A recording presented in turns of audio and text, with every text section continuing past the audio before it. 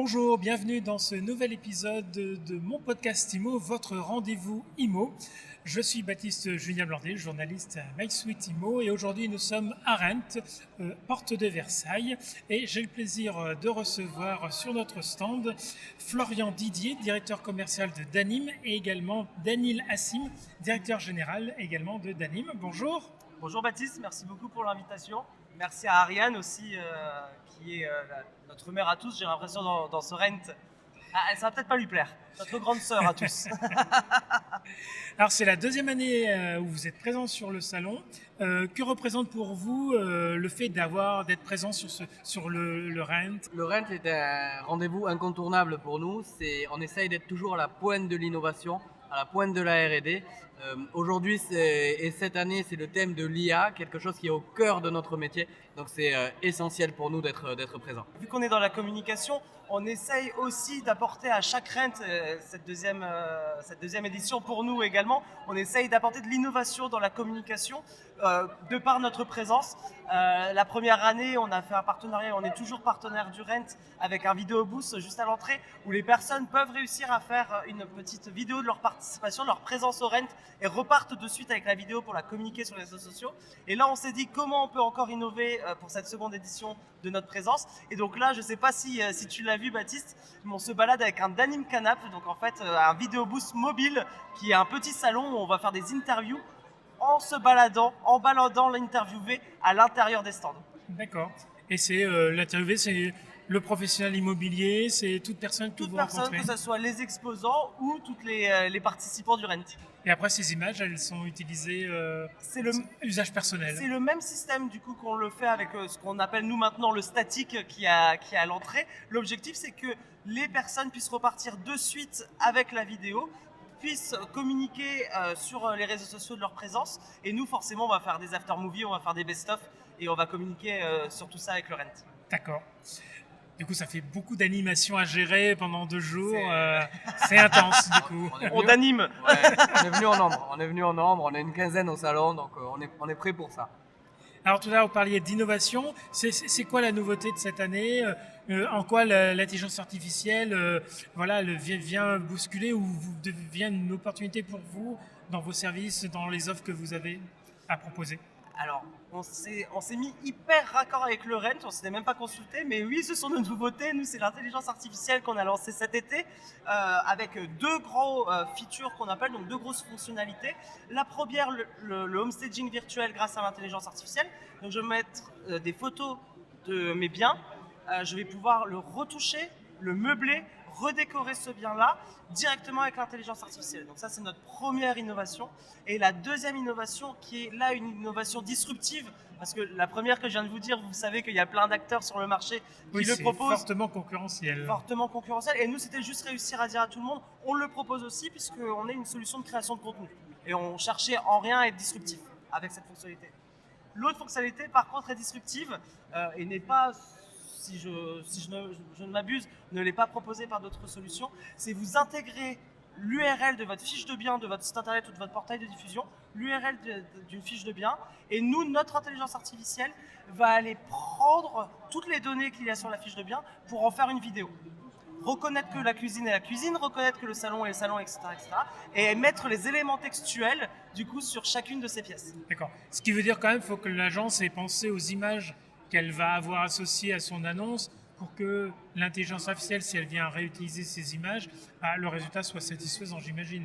Il y a une petite exigence de qualité. J'ose espérer que même s'ils ne voulaient pas en faire une vidéo, les agences réfléchissent normalement à quelles sont les photos qu'elles mettent sur leur site et leur portail.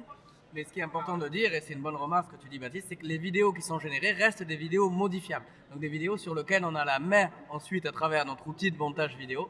Et donc ce qui est intéressant, c'est que ça génère automatiquement une vidéo. Et si j'ai envie de changer une photo ou un élément textuel, je peux quand même le faire hyper simplement. Et là, par contre, il y a une dimension que vous ne reprenez pas, c'est l'invention de l'image. C'est-à-dire, si elle voit une cuisine de X mètres carrés, à partir des détails qui seraient dans l'annonce, elle pourrait imaginer et inventer cette cuisine. Non, on reste bien sur la réalité du bien. Ah bah non, puisqu'on peut redécorer les images, donc ça c'est notre première fonctionnalité. Oui, dans le homestaging, mais là dans la partie fabrication d'une petite vidéo à partir d'un élément textuel. Aux éléments qui sont indiqués. C'est quand même ça aujourd'hui. La nouveauté de l'IVLIA dans la vidéo, c'est qu'elle va inventer la vidéo. Il suffit juste de raconter la scène qu'on veut voir et elle imagine tout. Ouais, complètement. Mais c'est vrai que sur notre innovation, pour présenter un bien, un agent immobilier a envie bien sûr que ça reste fidèle au bien en question. Donc là, on évite les inventions, on évite aussi les hallucinations qui arrivent avec l'intelligence artificielle. Voilà, il faut pas se le cacher. Et donc, on reste fidèle aux photos et au contenu qui est à la base mis dans la description du bien par l'agent immobilier. Et l'idée de ces petites vidéos, c'est quoi? C'est que ce soit sur une durée de 30 secondes, une minute, quelque chose de punchy Alors, il faut savoir qu'on va perdre des utilisateurs, des personnes qui vont regarder la vidéo au-delà de 36 secondes sur les réseaux sociaux. Et on est à destination des réseaux sociaux, mais pas que, bien sûr. Mais sur les réseaux sociaux, du coup, il nous faut un format qui soit suffisamment court. Donc oui, ça va être du 30 secondes, ça va être de l'ordre du teasing, ou pour éviter les anglicismes, de la mise en bouche. Forcément, l'objectif, c'est d'avoir une note trop, donc la fin de la vidéo, qui va pousser à l'action avec l'adresse mail, des numéros de téléphone. La description textuelle peut être aussi de la vidéo, le lien vers une fiche de bien pour pouvoir pousser à la prise de contact. D'accord, être générateur de curiosité. Générateur de curiosité. Dans tous les cas, on veut réussir à apporter aux professionnels de l'immobilier un maximum de contacts acquéreurs. Donc ce n'est pas une histoire de filtrer, c'est une histoire de donner envie. Oui. Alors, on a déjà eu l'occasion de l'aborder dans d'autres précédents podcasts, mais la vidéo est centrale aujourd'hui dans la valorisation d'un bien. Donc, pour vous, c'est important d'arriver à ce genre de proposition, d'aider l'agent immobilier. Tiens, j'ai une annonce, mais j'ai pas eu le temps de faire ma vidéo. Là, j'ai quelque chose qui va me permettre d'avoir quand même ma vidéo. Je sais qu'on va répondre en 2 temps. Je vais faire l'intro et après, je sais ce que va dire Daniel.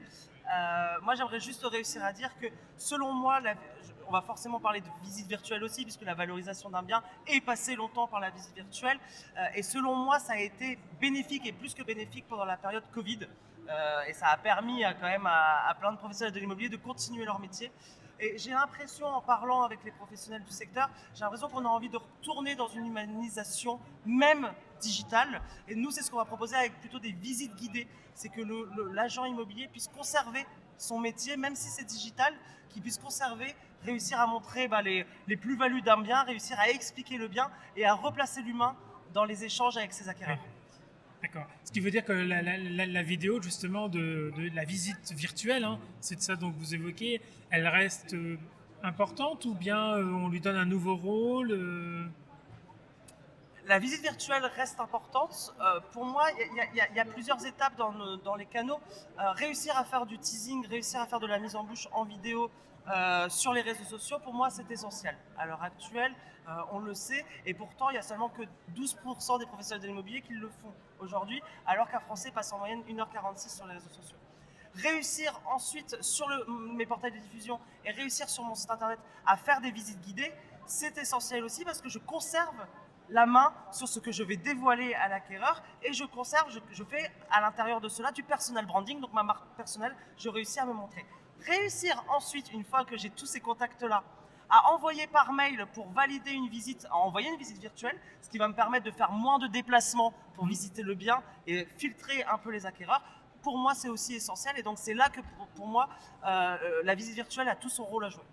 Tout à fait. C'est finalement pas au même stade du canal d'acquisition d'un client qu'on va utiliser les différents médias. Il faut vraiment, si on parle de vidéo, on va déjà parler de susciter la curiosité, tu le disais tout à l'heure, notamment sur les réseaux sociaux avec des vidéos courtes, punchy, dynamiques, en mettant en avant l'humain, en mettant en avant l'agent immobilier, qui vont me donner envie d'en savoir plus.